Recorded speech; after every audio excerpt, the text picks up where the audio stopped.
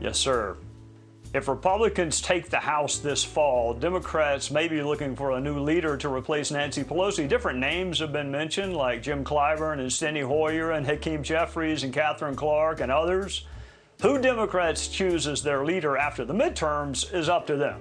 But recently a name surfaced that you might find interesting and familiar. Adam Schiff is telling House Democrats he wants to be their leader. Schiff is a darling of the D.C. media, but maybe not his colleagues. He wasn't picked for a role in the Biden administration, wasn't picked to be in the Senate when Kamala Harris left, and wasn't picked to be the AG in California when Javier Becerra left. But he's not deterred. He wants to be the new speaker or minority leader, and I don't think New York Times or Politico reporters get to vote in that race, so I doubt Adam has much of a chance. But let's ask someone who used to sit right beside him. Former House Intel Chairman Devin Nunes joins us now. Devin, I do not doubt Adam Schiff's ambition for 1 minute, but I'd be surprised if his colleagues on the Democrat side picked him to be their leader. What do you think? Well, Trey, I think that both you and I can attest that we don't miss sitting right next to him, and I think most of his colleagues do not either. So he's got two primary problems. One is he's a straight white Jewish dude. And if you haven't been paying attention for the last 10 years, essentially they've run, if you're not a different letter of some kind or a certain color or a certain gender or your sexual preference, I'm sorry, but you're not going to be the leader of the Democratic Party anytime soon. But for Schiff, he's got another problem, and that is, how many dead ends of hoaxes has this guy run us into? So remember, the Russia hoax, he was all over it. You and I were sitting there with him. It was constant nonsense with him out doing fake leaks, phony leaks, totally disingenuous. Then, of course, you had the Ukraine impeachment hoax. Trey, a lot of people forget this. It was initiated by him. So he has taken the Democratic Party into so many of these rat holes. And then not to mention what you were talking about with Senator Grassley, who, by the way, is an American patriot. I think our investigation of the Russia hoax would not have been as successful if we didn't have somebody like Senator Grassley there with his fortitude and his ability to sniff through all the nonsense and get right to the heart of problems. But if you remember, the Hunter Biden laptop story, as you mentioned, was also something that he went out and perpetuated. So between, I think, him not matching what the Democratic Party wants, because essentially they have to have a certain type of person as their leader, and I think match with the rabbit holes that he's brought him into, I think, Trey, it's going to be a hard place for him to be. Devin, I don't think I have enough time left to write this book because my life expectancy is probably only about 30 years, but I was going to write a book, all the things we would never know if we had listened to Adam Schiff.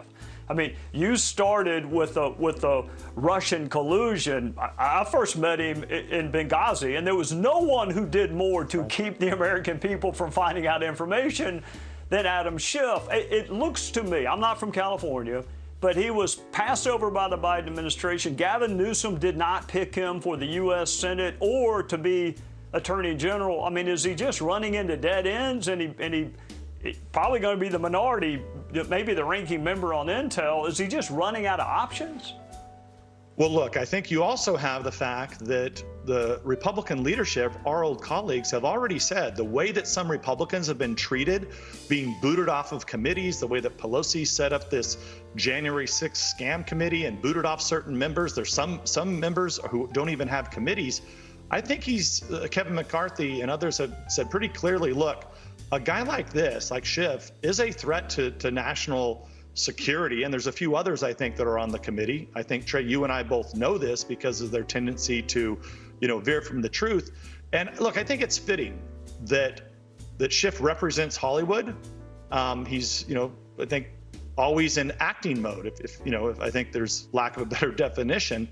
And look, this is a guy, as you well know, he can sit there and tell you right to your face that, oh my gosh, it is pitch black outside and it'll be high noon. And he will tell you that story over and over again. And of course, the media, for the most part, has long went along with him. And I think that's what's perpetuated, his career in Congress. Because I can tell you, if you or I or Senator Grassley or anybody else that's been on the show tonight would have would have done the scams and the hoaxes that this guy has led the American people into, we would have been run out of town a long, long time ago. And you know, Devin, what used to fascinate me when I was there is I could get a pack of bloodhounds and a bunch of sleuths, and I could not find a negative word written about Adam Schiff in Politico, The Hill, The Washington Post, or New York Times. Despite striking out on so many investigations, they love to beat up on Devin Nunes. But I honestly, a pack of bloodhounds could not find a negative sentence written about him. But I got to keep my blood pressure down, so I'm going to say thank you for joining us on a Sunday night. I'll have you on to talk about a more pleasant topic next time. Thank you, Devin Nunes. Hey, Sean Hannity here. Hey, click here to subscribe to Fox News YouTube page and catch our hottest interviews and most compelling analysis. You will not get it anywhere else.